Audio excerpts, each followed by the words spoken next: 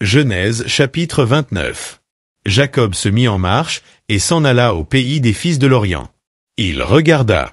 Et voici, il y avait un puits dans les champs. Et voici, il y avait à côté 3 troupeaux de brebis qui se reposaient, car c'était à ce puits qu'on abreuvait les troupeaux.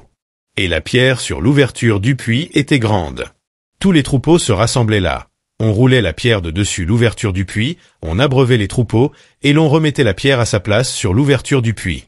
Jacob dit aux bergers, « Mes frères, d'où êtes-vous » Ils répondirent, « Nous sommes de Charan. » Il leur dit, « Connaissez-vous Laban, fils de Nachor » Ils répondirent, « Nous le connaissons. » Il leur dit, « Est-il en bonne santé » Ils répondirent, « Il est en bonne santé. » Et voici Rachel, sa fille, qui vient avec le troupeau. Il dit, « Voici, il est encore grand jour, et il n'est pas temps de rassembler les troupeaux, abreuvez les brebis, puis allez, et faites-les paître. » Ils répondirent, « Nous ne le pouvons pas, jusqu'à ce que tous les troupeaux soient rassemblés, c'est alors qu'on roule la pierre de dessus l'ouverture du puits, et qu'on abreuve les brebis. » Comme il leur parlait encore, survint Rachel avec le troupeau de son père, car elle était bergère. Lorsque Jacob vit Rachel, fille de Laban, frère de sa mère, et le troupeau de Laban, frère de sa mère, il s'approcha, roula la pierre de dessus l'ouverture du puits, et abreuva le troupeau de Laban, frère de sa mère. Et Jacob baisa Rachel, il éleva la voix et pleura.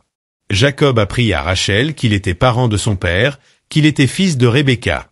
Et elle courut l'annoncer à son père.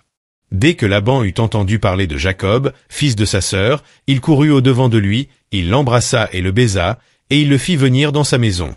Jacob raconta à Laban toutes ces choses. Et Laban lui dit, « Certainement, tu es mon os et ma chair. » Jacob demeura 1 mois chez Laban. Puis Laban dit à Jacob, « Parce que tu es mon parent, me serviras-tu pour rien? Dis-moi quel sera ton salaire. » Or, Laban avait 2 filles, l'aînée s'appelait Léa, et la cadette Rachel. Léa avait les yeux délicats, mais Rachel était belle de taille et belle de figure. Jacob aimait Rachel, et il dit, « Je te servirai 7 ans pour Rachel, ta fille cadette. » Et Laban dit, « J'aime mieux te la donner que de la donner à un autre homme. Reste chez moi. » Ainsi Jacob servit 7 années pour Rachel, et elles furent à ses yeux comme quelques jours, parce qu'il l'aimait. Ensuite Jacob dit à Laban, « Donne-moi ma femme, car mon temps est accompli, et j'irai vers elle. » Laban réunit tous les gens du lieu, et fit un festin. Le soir, il prit Léa, sa fille, et l'amena vers Jacob, qui s'approcha d'elle. Et Laban donna pour servante à Léa, sa fille, Ilpa, sa servante.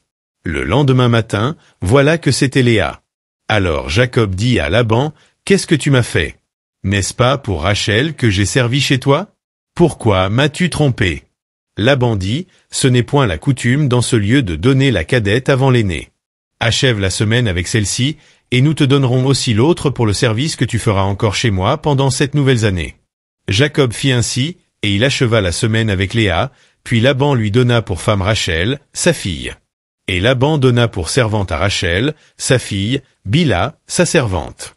Jacob alla aussi vers Rachel, qu'il aimait plus que Léa, et il servit encore chez Laban pendant 7 nouvelles années. L'Éternel vit que Léa n'était pas aimée, et il la rendit féconde, tandis que Rachel était stérile. Léa devint enceinte et enfanta un fils, à qui elle donna le nom de Ruben, car elle dit, « L'Éternel a vu mon humiliation, et maintenant mon mari m'aimera. » Elle devint encore enceinte et enfanta un fils, et elle dit, « L'Éternel a entendu que je n'étais pas aimée, et il m'a aussi accordé celui-ci. » Et elle lui donna le nom de Siméon. Elle devint encore enceinte et enfanta un fils, et elle dit, « Pour cette fois, mon mari s'attachera à moi, car je lui ai enfanté 3 fils. » C'est pourquoi on lui donna le nom de Lévi. Elle devint encore enceinte et enfanta un fils, et elle dit, « Cette fois, je louerai l'Éternel. » C'est pourquoi elle lui donna le nom de Juda. Et elle cessa d'enfanter.